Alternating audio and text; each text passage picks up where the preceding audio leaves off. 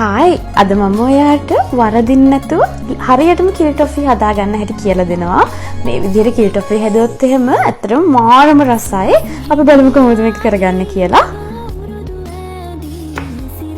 කිරි ටොෆි එක ගොඩාක් රසවත් වෙන්න කජු අවශ්‍යයි. මෙතන මම කජු ග්‍රෑම් 100ක් විතර අරන් තියෙනවා. ඒක මම මේ වගේ පොඩි කෑලි වලට කපා ගන්නවා. ඊළඟට කිරි ටොෆි එක රසවත් වෙන්න ප්‍රධානතම දේ තමයි මිල්ක් මේඩ්. මම මෙතන මිල්ක් මේඩ් පොඩි ටින් එකක් අරන් තියෙනවා ග්‍රෑම් 391ක්. ඒකත් මම මේ වගේ එකතු කරගන්නවා. ඊළඟට මම වතුර මේස හැඳි දෙකක් විතර එකතු කරගන්නවා. ඒක මිල්ක් මේඩ් ටින් එක හොදලා තමයි එකතු කරගන්නේ.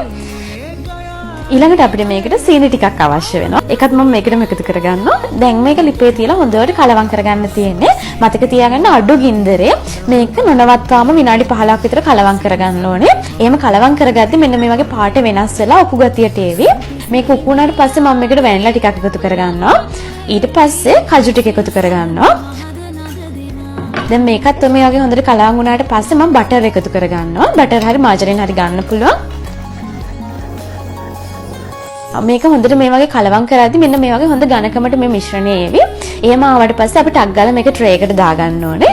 ට්‍රේ එකට දාගෙන ඉවර වෙලා මේ වගේ කෑලි කපා ගන්න තියෙන්නේ.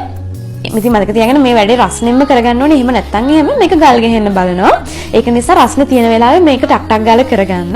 ඉතින් රස්න තියෙන වෙලාවෙම මේක මේ කෑලිත් වෙන් කරගන්න. මේක විනාඩි 15ක් 20ක් විතර ගියාට පස්සේ හොඳට නිවෙනවා. එතකොට අපිට කන්න ගන්න පුළුවන්. මේක ඇත්තටම හරිම සොෆ්ට් රසම රස කිරි ටොෆි රෙසිපි එකක්. ඔයාලා අනිවාර්යෙන් try කරලා බලන්න.